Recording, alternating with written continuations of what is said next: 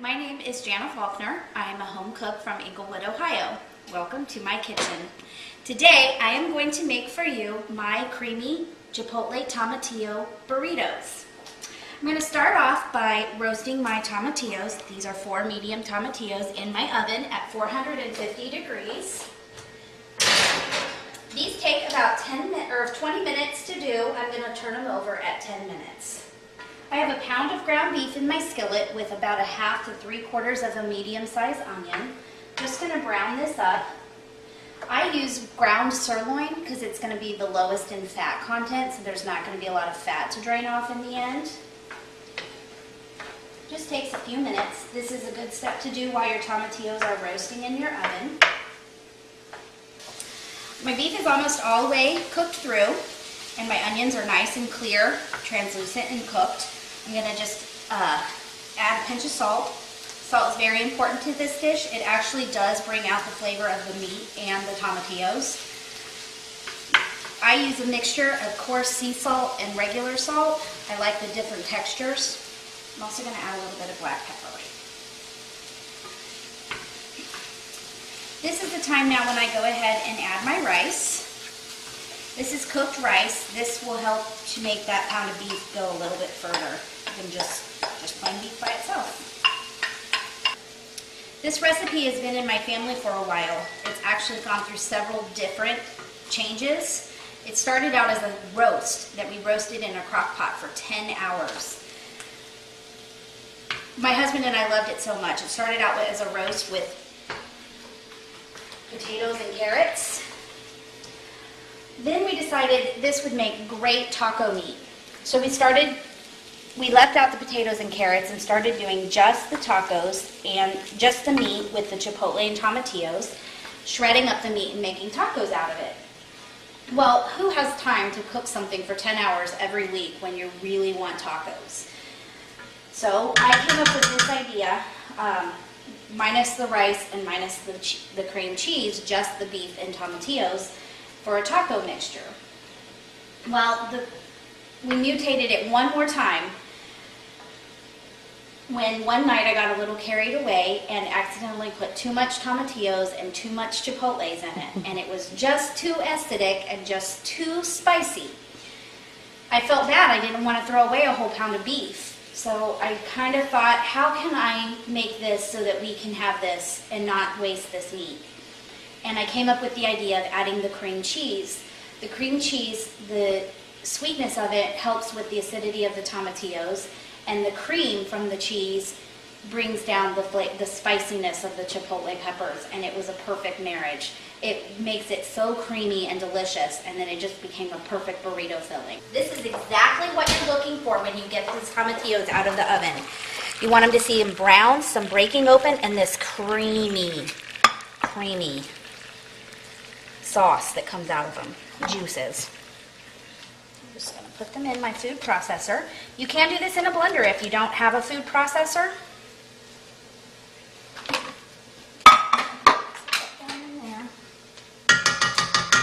I just use my same. I'm adding some garlic. You can also roast your garlic with your tomatillos at the same time if you want to do a whole clove. Today I'm just going to go ahead and use pre-minced garlic.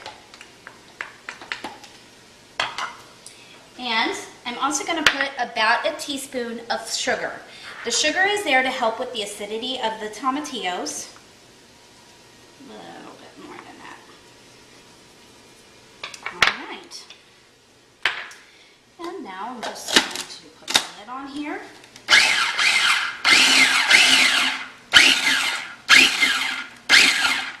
Look at that. See that? How that's getting to be nice and blended? You want it to be a fairly smooth sauce. I'm just going to pour this straight into this beef mixture. Oh, I wish you could smell this. It smells delicious already.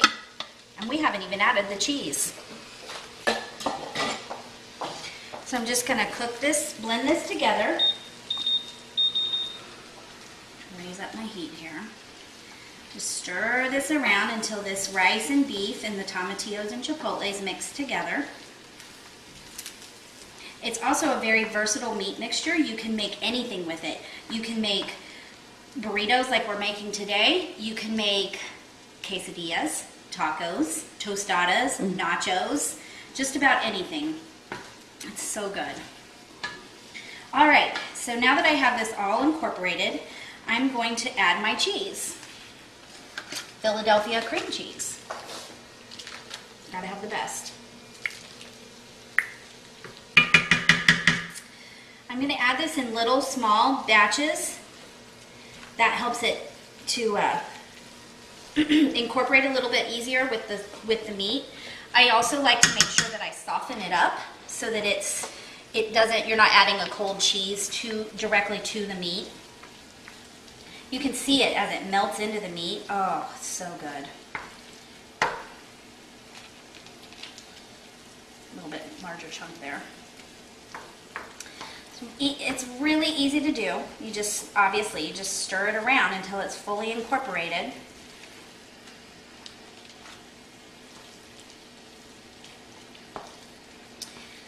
So good.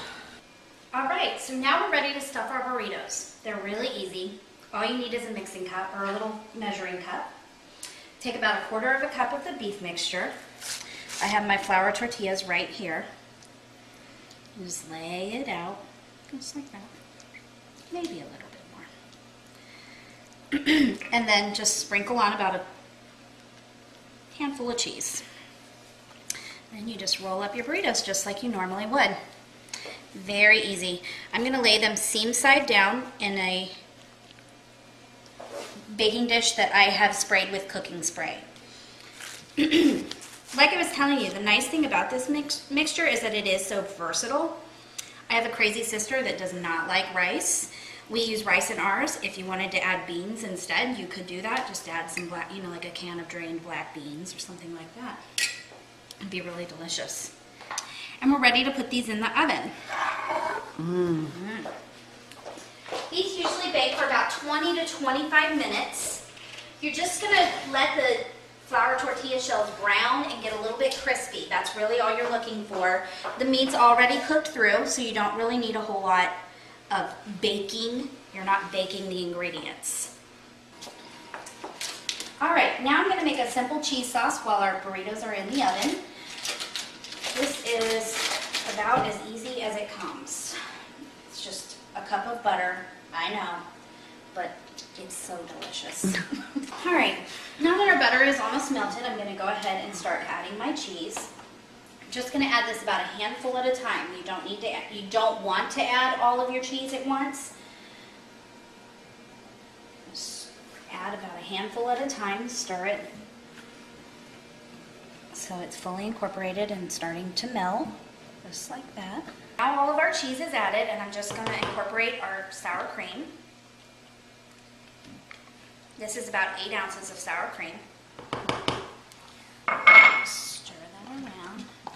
This gives the cheese sauce a really creamy texture.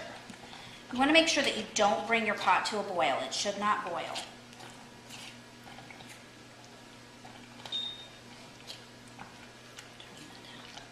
Once all the cheese and sour cream is incorporated together with the butter, which is almost there for me, I'm going to go ahead and add the green chilies. This just adds a little spiciness to the cheese mixture. Not a lot, just a little bit.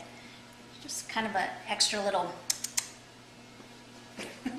In my family, that's a word. Just that easy. This is about 7 ounces of green chilies. Can you see that? See how that's getting to be incorporated? Oh, it's a great topping for your burritos. It's delicious on tacos, nachos. Sometimes I've made this with just chicken. It's great. Oh yes, this is exactly what you're looking for.